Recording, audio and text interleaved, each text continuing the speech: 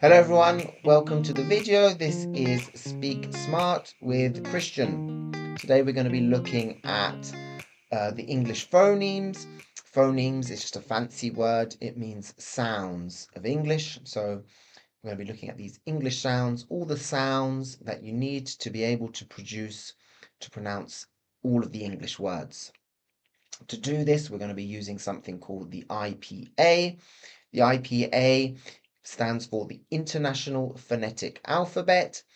These are the little symbols or alphabetical representations that you often see in a dictionary that tell you how a word is pronounced. In English, there is not a direct correlation between how a word is spelt or written and how the word is pronounced. So we're going to look at how all these different sounds today. I think this video should hopefully be useful for people who are learning English, but also for people who wish to teach the language and want to know a little bit more about how these sounds are produced. We're going to cover all of the sounds, hopefully in less than 10 minutes, okay? We're going to look at different types of sound, and I'm going to go, as we go through the video, I'm going to give an overview or an explanation of how we produce the sounds and what they are, basically. We've got two main different types of sound in English. We've got vowels and consonants. Vowels are sounds that are produced with air coming out of the mouth, but without any construction, anything that blocks the sound, any obstruction, I should say. Consonants, on the other hand, are formed when something blocks the sound in some way. This can be done with the teeth, with the lips, or with the tongue. We've got two different types of consonants. We've got voiced consonants and voiceless ones. And in terms of vowels, we've got short vowels, long vowels, diphthongs, and the schwa. The schwa is a type of short vowel, but it has certain characteristics that mean we're going to talk about it by itself. Let's start with these short vowels. As you're doing this or as you're watching the video, please feel free to repeat as I'm talking and watch my mouth as well, because my mouth is a model. When we talk about pronunciation, pronunciation is a physical activity. You can only produce different sounds by moving your mouth mechanically in the correct way. Okay, so let's start with this first one. It's I, as in the word bit. I. Next we've got this word book, book. Okay, this sound is in the word book or good. For example, this is Can you go my mouth here? Like that. Next we've got the You just open the mouth quite wide here to make this sound, as in the word bet. Next we've got a very open sound, the word cat. The mouth opens quite a lot to be able to produce this but it's a short sound. Next we've got an again quite open, not quite as open as in but cat, cut. You can see my mouth is more open for cat, cat, and cut. Doesn't open quite so much for that second word. Finally, we've got the very round mouth at the front here, for hot. This is the same sound as in the word what, as in what are you doing? And hot and what, they rhyme. Let's look at long vowels. In long vowels, we've got 5 here. We've got the E. This is very wide. E, as in see. Ooh, very close together. Ooh, as in you. We've got a bit more open now. As in the word word. The word her, the word bird, all have this sound. Next we've got the very open. As in the word car. And or, like this.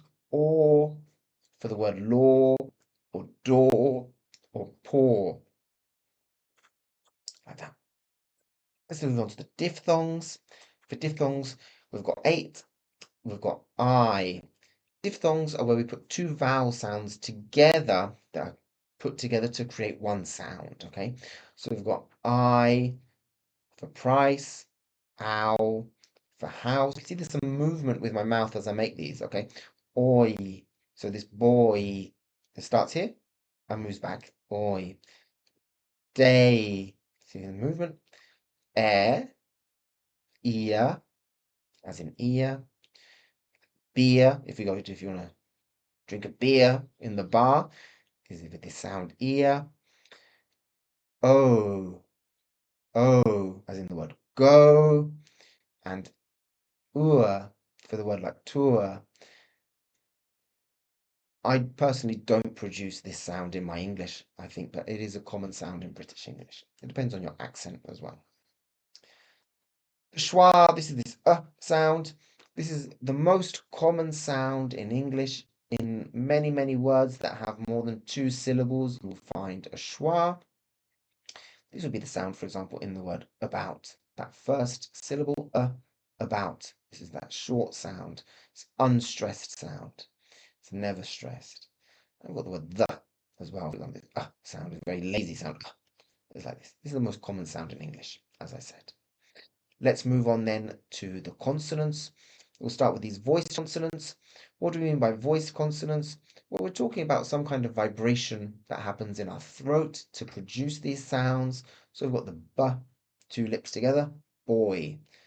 The, a bit of teeth here, dog. We've got the g as in go. The v, to make this v in very, we need to use our teeth on our lips, very. We've got the as in this the sound. We've got the teeth again, touching the tongue. The, z, zoo, zoo. I'm exaggerating there, really, it's just zoo. Okay. Next, we've got a j sound, as in vision. Same sound as in the word leisure. M for man. These are the nasal sounds now. N for no. For sing.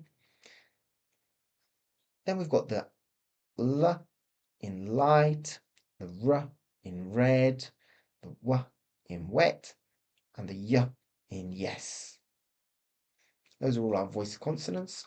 W is like this, lips together, go back. Y is like that, okay?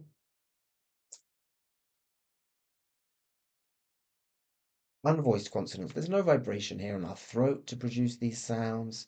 We've got the p as in pie, the t in tea, the k in kite, the f in fun, the th in think, the s in see, sh in ship, the ch in church, the j in judge, and the h in hat. Thanks for watching, everyone. I hope that's been useful. If you have any questions, please let me know in the comments. And that's it from me.